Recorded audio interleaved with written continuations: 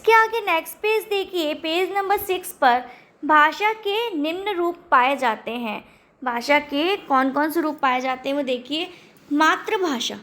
मातृभाषा क्या होती है? बालक अपने परिवार के सदस्यों के बीच रहकर अपनी माता से जो भाषा सीखता है उसे मातृभाषा कहा जाता है। जैसे बालक अपने परिवार के सदस्यों के बीच रहकर अथवा अपनी माता से जो भाषा सीखता है उसे क्या कहा जाता है? मातृभाषा कहते हैं।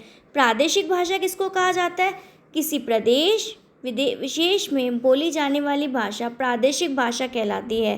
जैसे उड़ीसा में उड़िया भाषा बोली जाती है, मतलब उड़ीसा में उड़िया भाषा बोलते हैं। इसी प्रकार उड़ीसा की प्रादेशिक भाषा है। इसी प्रकार उड़िया की कौन सी प्रादेशिक भाषा हुई? उड़ीसा। इसी प्रकार पंजाब की प्रादेशिक भाषा पंजाबी है। पंजाब की प्रादेशिक भाषा पंजाबी है। कर्नाटक की कन्नड़ और आंध्र प्रदेश की तेलुगु है। उसके बाद देखिए राष्ट्रभाषा। राष्ट्रभाषा क्या होती है? जब कोई भाषा किसी राष्ट्र के अधिकांशतः भूभाग पर बोली व समझी जाती है। जब कोई भाषा राष्ट्र के अधिकांश भूभाग पर बोली व समझी जाती है तो वह राष्ट्रभाषा बन जाती है। जैसे हिंदी क्या है? भारत की राष्ट्रभाषा है। अब अंतर्राष्ट्रीय भाषा क्या होती है? जब कोई भाषा विश्व में अनेक राष्ट्रों द्वारा बोली जाती है तो वह अंतर्राष्ट्रीय भाषा का स्थान ले लेती है। जैसे अंग्रेजी अंतर्राष्ट्रीय भाषा है। इसी प्रकार ये भाषा की कौन से रूप हो गए? मातृभाषा, प्रादेशिक भाषा, राष्ट्रभाषा और अंतर्राष्ट्रीय भाषा।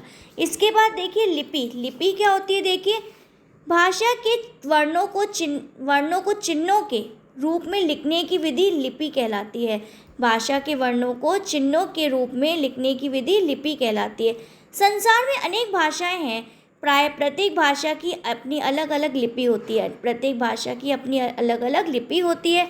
संस्कृत, हिंदी, मराठी भाषाएं देवनागरी लिपि में लिखी जाती हैं। संस्कृत, हिंदी, मराठी भाषाएं किस में लिखी जाती है? देवनागरी लिपि में लिखी जाती है। पंजाबी गुरमुखी लिपि में लिखी जाती है। उर्दू फारसी अथवा अरबी लिपि में लिखी जाती है। अंग्रेजी भाषा रोमन लिपि में लिखी जाती है। अधिकतर लिपियां बाईं से दाईं ओर लिखी जाती हैं। फारसी लिपि दाईं से बाईं ओर लिखी जाती है।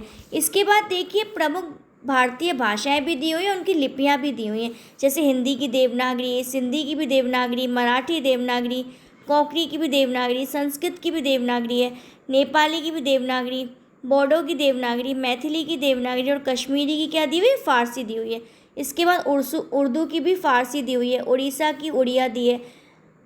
बांग्ला की बांग्ला दी हुई है। असमिया की असमिया, तमिल की तमिल ब्राह्मणी और तेलुगु की तेलुगु ब्राह्मणी, मलयालम की वट्टा थालू, मणिपुरी की मणिपुरी और पंजाबी की गुरमुखी। और ये क्या सब दिया हुआ है? भाषाएं दी हुई है, उनकी लिपियां दी हुई हैं।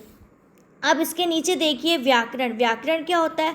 व्याकरण वह शास्त्र है जो हमें भाषा की शुद्धता के नियम सिखाता है। व्याकरण क्या है? वह शास्त्र है जो हमें भाषा की शुद्धता के नियम सिखाता है। व्याकरण से हम भाषा को शुद्ध रूप में बोलना, लिखना और पढ़ना सीखते हैं। भाषा और व्याकरण का ही आपस में घनिष्ठ संबंध है। भाषा और व्याकरण का भी आपस में घनिष्ठ संबंध है। पहले भाषा बनती है और फिर व्याकरण उसका रूप संवारता है। मतलब सबसे पहले भाषा बनती है और उसके बाद व्याकरण उसका रूप संवारता है। इसके बाद कल कंटिन्यू करेंगे।